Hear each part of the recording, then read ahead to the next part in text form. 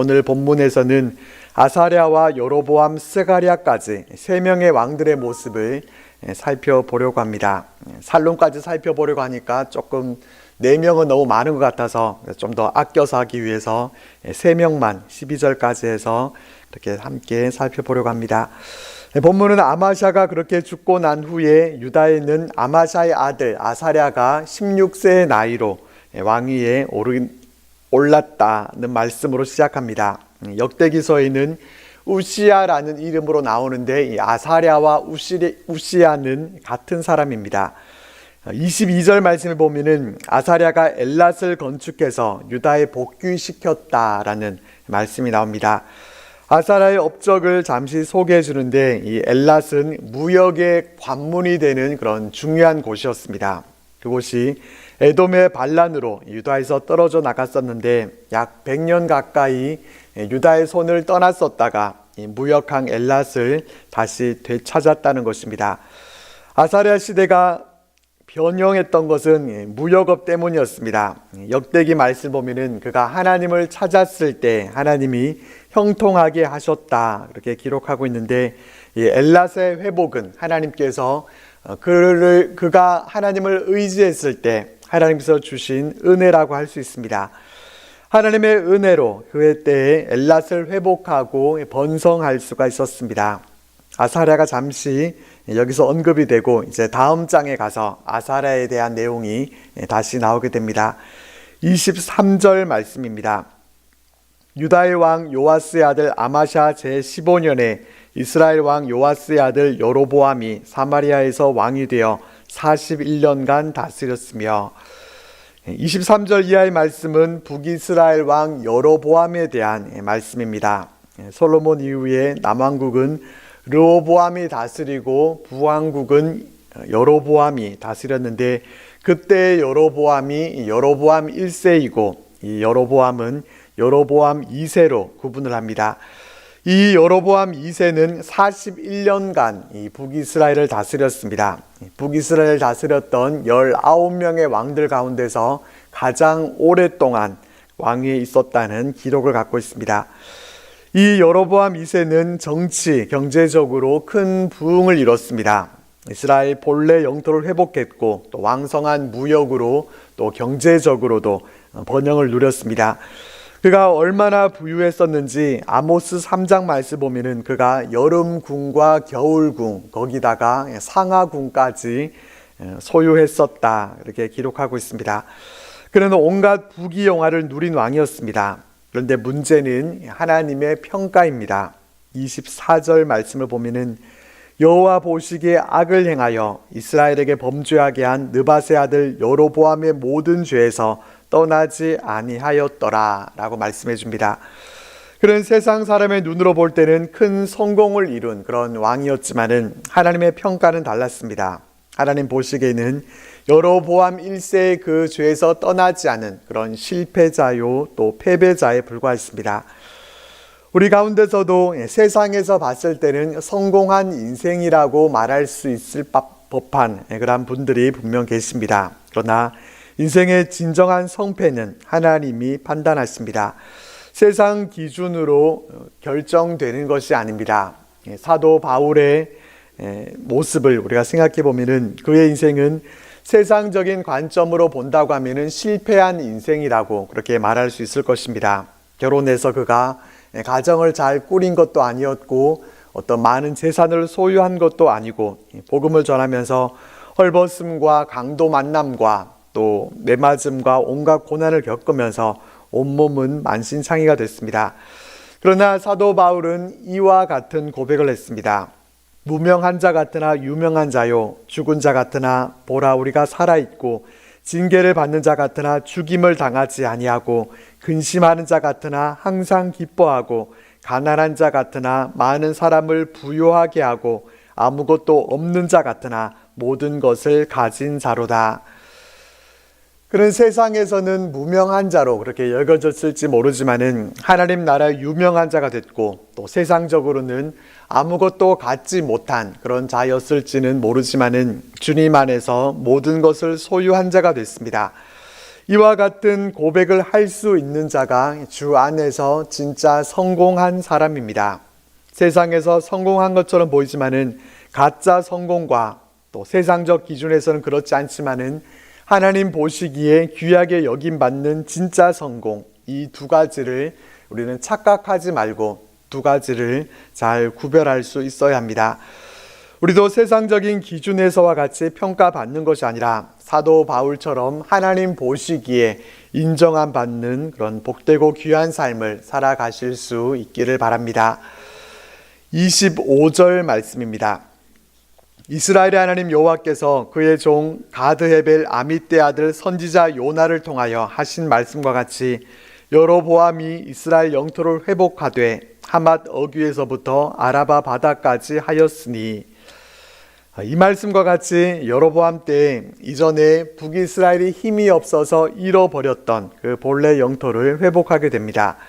그런데 이러한 영토 회복은 그냥 된 것이 아니라 이 선지자 요나를 통해서 하신 말씀대로 이루어진 일이었습니다. 여로보암 2세가 하맛 어귀에서 아라바 바다까지 그 영토를 회복한 것이 그의 지혜나 또 그의 능력이 뛰어나서가 아니라 하나님께서 선지자 요나를 통해서 미리 예언하신 그 일의 성취였다는 것입니다. 요나 선지자는 우리가 아수르의 수도 니느웨에 가서 하나님의 심판을 선포한 그런 선지자로 우리가 잘 알고 있습니다. 그러한 그가 북이스라엘의 영토 회복에 대한 예언을 언제 어디서 했었는지는 오늘 본문 말씀 외에 다른 곳에서는 전혀 찾아볼 수가 없습니다. 그래서 아마도 이 니느웨에서 하나님의 심판을 선포하고 돌아와서 그 후에 이 예언을 했을 것으로 그렇게 추정을 합니다.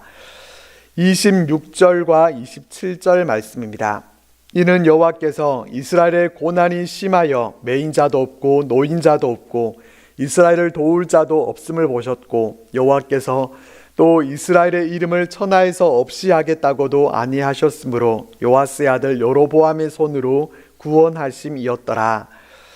앞에서 여로보암에 대한 이 평가에서와 같이 그는 하나님 보시기에 악을 행했고 또 여로보암 1세의 그 모든 죄악에서 그는 떠나지 않았습니다. 그렇다면 그가 그렇게 영토를 회복하고 잘 된다고 하는 것은 그것은 잘못된 정상적이 아닌 그런 모습입니다. 근데 하나님께서 여로보암 2세의 악행에도 불구하고 이스라엘의 그 영토를 회복시켜 주신 것은 종이나 자유인이나 상관없이 이스라엘을 돕는 사람이라고는 아무도 없다는 것을 하나님께서 보셨고 또 이스라엘의 이름을 없애버리겠다고도 하지 않으셨기 때문에 구원해 주셨다는 것입니다. 이스라엘 백성들의 고난이 심했기 때문에 하나님의 긍휼히 여기시고 그와 같은 은혜를 베풀어 주신 것입니다. 북이스라엘이 고난을 당했던 이유는 그들의 죄악 때문이었습니다. 그들은 하나님의 은혜도 불구하고 그들은 하나님을 저버리고 우상을 섬기고 또 악행을 저질렀습니다. 하나님은 그런 그들을 떠나셨고 그러자 주변에 있던 다른 나라들이 그때를 놓치지 않고 침입해서 북이스라엘을 압제하고 또 그 영토를 빼앗아 갔습니다. 북이스라엘에 당한 모든 고난은 자신들이 누리던 그 은혜를 망각하고 교만에 빠져서 스스로 자초한 것이었습니다. 그렇기 때문에 그들이 고난 당하는 것은 마땅하고 당연한 일이었습니다. 하나님은 그들의 그 고난에 대해서 모른 척하지 않으셨습니다. 여로보암 2세를 도와주셔서 그들의 영토를 회복시켜 주셨고 또 그들을 이방의 압제로부터 구원해 주셨습니다. 그렇게 하신 이유는 오직 하나, 그들이 하나님의 백성이었기 때문이었습니다. 그래서 차마 그들의 고난을 방관하지 않으시고 구원해 주신 것입니다. 이처럼 하나님은 우리의 어떠함 때문이 아니라 하나님께서 우리의 아버지이시기 때문에 사랑하는 자녀들에게 이와 같은 은혜를 베풀어 주십니다. 우리는 하나님의 은혜가 아니면은 살아갈 수 없는 존재들임을 잊어서는 안 됩니다. 우리가 이곳에서 예배 드릴 수 있는 것도 하나님의 손이 우리들을 붙들어 주고 계시기 때문입니다. 이 은혜를 아는 자는 겸손할 수밖에 없습니다. 우리의 잘남 때문이 아니라 모두가 다 하나님의 은혜인 것입니다. 우리는 우리를 향한 하나님의 은혜를 알고 겸손히 하나님만 늘 의지하고 살아가는 우리의 삶이 되시기를 바랍니다. 이제 15장으로 넘어가겠습니다. 15장의 시작은 앞에서 잠시 언급됐던 유다왕 아사랴의 통치에 대한 내용으로 시작합니다. 1절 말씀을 보면은 여로보암 27년에 아사랴가 왕이 되었다라고 말씀해 줍니다. 그는 16세에 왕위에 올라서 52년간 이 남유다를 통치했습니다. 남북 왕들을 통틀어서 이 55년을 통치한 이 므낫세 다음으로 두 번째로 오랜 기간 통치한 왕이었습니다. 열왕기에는 별다른 기록이 없지만은 역대기를 보면은 그는 여호와 보시기에 정직히 행했고 또 예루살렘 성에 망대를 세워서 견고하게 했고 또 농경을 발전시켰고 에돔과 블레셋과 아라비아와 마온 사람들과의 전쟁에서 승리하는 등의 그런 적지 않은 업적들을 남겼습니다. 그런데 그는 그의 아버지 아마샤처럼 여호와 보시기에 정직히 행했지만은 산당은 제거하지 않았습니다. 이것은 거의 고질병이라고 할 수 있습니다. 이제는 이 문구가 지긋지긋할 정도입니다. 북이스라엘 왕들을 보면은 늘 여로보암의 죄에서는 떠나지 않았더라, 이 문구가 반복이 되고, 또 남유다 왕들은 여호와 보시기에 정직히 행했지만은 산당은 제거하지 않았다, 이렇게 이런 표현이 거의 떠나지를 않습니다. 남유다의 거의 모든 왕들이 하나님 보시기에 정직히 행하기는 했지만은 산당을 제거하는 일은 하지 않았습니다. 지난주에 말씀드린 것처럼 하지 못한 것이 아니라 하지 않은 것입니다. 거의 모든 왕들이 산당을 깨부수는 일에 실패했습니다. 누가 이 산당까지 헐게 되는가 하면은 히스기야 왕이 그 일을 하게 됩니다. 히스기야 왕 때까지 가서야 산당이 드디어 헐리게 되고, 그 후에 다시 요시야 왕 때에 가서 산당이 부서집니다. 거의 모든 왕들이 다 실패하고 두 사람 정도만 겨우 성공한 것입니다. 그만큼 그 일이 쉽지 않았다라는 것을 알 수가 있고, 정말 신앙의 용단을 내리고 이 개혁의 칼을 뽑아든 사람만 해낼 수 있었다라는 것을 알게 됩니다. 이처럼 우리도 특별한 결단을 내리고 우리가 칼을 뽑지 않으면은 그냥 일반적인 삶을 살아갈 수밖에 없습니다. 다람쥐 쳇바퀴 돌듯이 어제 했던 대로 오늘 행하고 또 오늘 행한 대로 내일도 행하는, 그건 아무런 변화도 없고 어떤 기록도 남기지 못하게 됩니다. 남들과 똑같이 그냥 그렇게 살다가 우리의 생을 마치게 되는 것입니다. 왕들의 기록을 보면은 어떤 이는 참 훌륭한 업적을 남겼는가 하면은 또 어떤 이는 아무 한 일도 없이 그저 반역으로 최후를 맞이하게 되는 그런 왕들도 있습니다. 우리는 이런 삶의 기록들을 보면서 우리는 어떻게 살아가야 할지를 우리 마음에 새기면서 믿음으로 결단하고 또 믿음으로 행해서 믿음의 발자취를 남길 수 있는 우리의 삶이 되시기를 바랍니다. 5절 말씀입니다. 여호와께서 왕을 치셨으므로 그가 죽는 날까지 나병 환자가 되어 별궁에 거하고 왕자 요담이 왕궁을 다스리며 그 땅의 백성을 치리하였더라. 하나님께서 이 정직히 행한 이 아사랴를 치신 이유는 역대기에 기록이 되어 있습니다. 역대기 26장 16절 말씀 보면은 그가 강성하여짐에 그의 마음이 교만하여 악을 행하여 그의 하나님 여호와께 범죄하되 곧 여호와의 성전에 들어가서 향단에 분향하려 한지라 라고 말씀합니다. 아사랴는 백성들이 산당에서 분향하는 일을 가볍게 여기고 방치하더니 또 급기야는 제사장만이 할 수 있는 그 일을 자신이 직접 행하려고 했습니다. 그래서 역대기서를 보면은 제사장 아사랴가 용맹한 용사, 용맹한 제사장 80명을 데리고 왕에게로 가서 하나님께 분향하는 일은 왕이 할 수 없는 일이라고 그렇게 제지를 합니다. 여기를 보면은 제사장 이름도 아사랴입니다. 그래서 역대기서에는 이와 구별을 하기 위해서 아마도 우시야라는 그런 이름으로 왕의 이름을 쓴 것 같습니다. 이 아사랴 왕은 이렇게 제사장들이 맡고 있는데도 화를 냈고, 제사장의 화를 낼 때에 그의 이마에 나병이 생긴지라 이렇게 기록하고 있습니다. 바늘 도둑이 소도둑 된다라는 속담처럼 죄를 가볍게 여기는 아사랴 왕의 마음이 시간이 지날수록 점점 이 죄에 대해서 둔감하게 돼서 급기야는 결코 해서는 안 된 일까지 행하다가 이렇게 나병에 걸려서 안타까운 최후를 맞이하게 된 것입니다. 우리 삶을 보면은 처음부터 작정하고 큰 죄를 짓는 사람은 찾아보기 어렵습니다. 대부분은 작은 죄를 거듭하면서 짓다가 이 죄에 대해서 무감각해지게 되고 결국에는 또 돌이킬 수 없는 큰 죄까지 빠지게 됩니다. 그렇기 때문에 우리는 아무리 작은 죄라고 하더라도 그것을 우리가 가볍게 여겨서는 안 됩니다. 댐에 나 있는 작은 구멍을 방치하게 두게 되면은 나중에 가서는 댐 전체가 다 무너지게 되는 것과 같은 이치입니다. 우리는 작은 죄라고 생각하고 그냥 방치해 둘 것이 아니라 작은 죄라도 재빨리 회개해야 합니다. 작고 별것 아닌 걸로 여겨서 나중에는 전혀 죄가 아닌 것처럼 여기게 되는 그런 죄의 익숙함에 빠져들지 않도록 주의해야 합니다.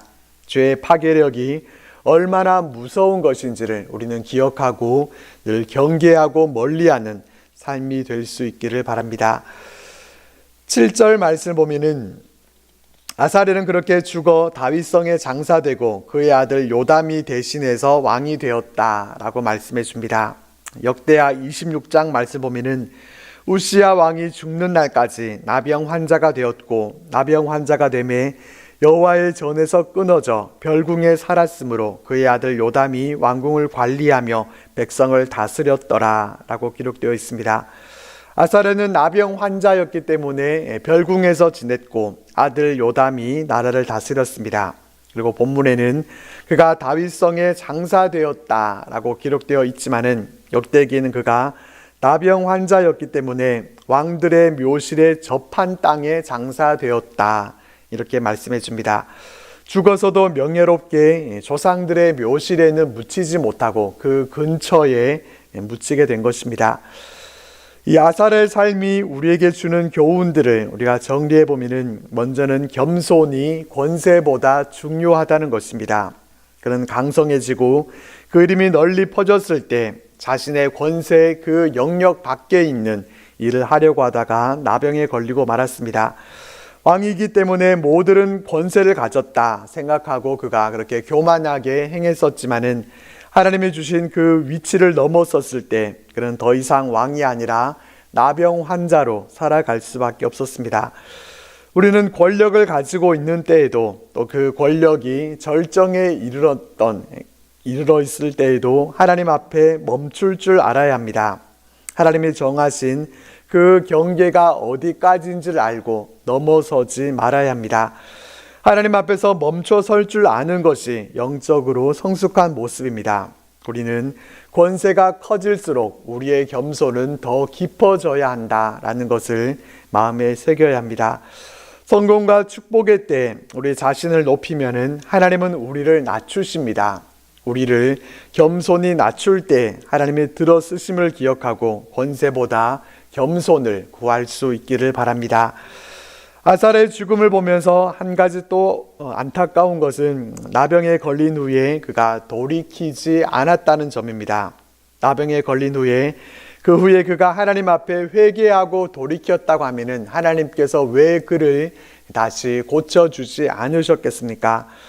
나병은 그 시대 인간들의 의술로는 못 고치는 그런 가장 무서운 병이었지만은 하나님께는 아무것도 아니었습니다. 하나님은 아람 나라의 나아만의 나병도 고쳐주셨는데 하나님의 백성의 병을 왜 고쳐주시지 않으시겠습니까?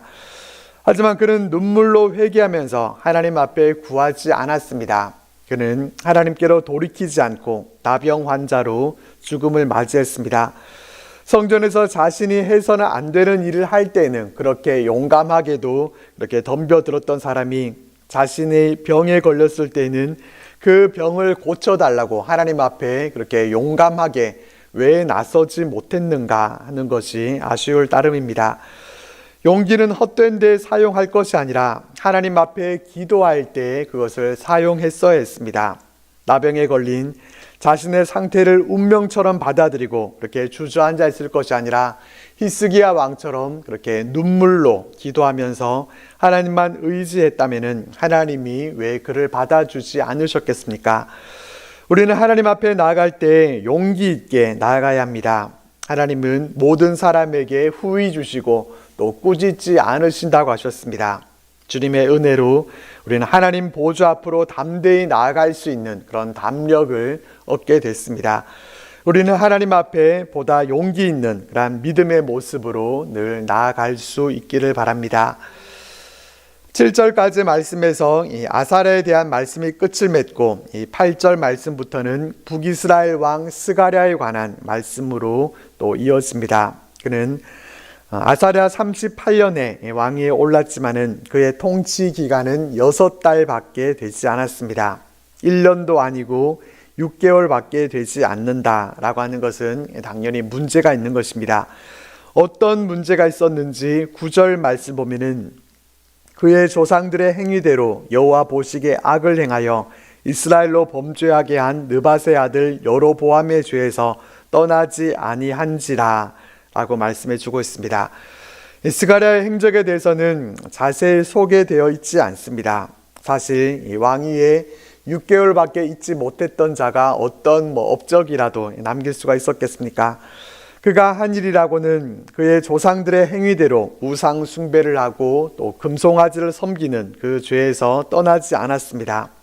앞에서 행한 왕들의 그 전철만 밟고서 뭔가 신앙의 결단을 하고 하나님 앞에 바로 서려고 하는 그런 노력은 하지 않았습니다. 그 결과 야베스의 아들 살룸의 반역으로 그는 죽임을 당하게 됩니다. 스가랴를 통해서 전하고자 하는 메시지는 그가 무엇을 행했는가 여기에 있지 않습니다. 그래서 그의 행적에 대해서는 별 언급도 없이 스가랴의 죽음을 통해서 전하고자 하는 메시지는 바로 12절 말씀입니다.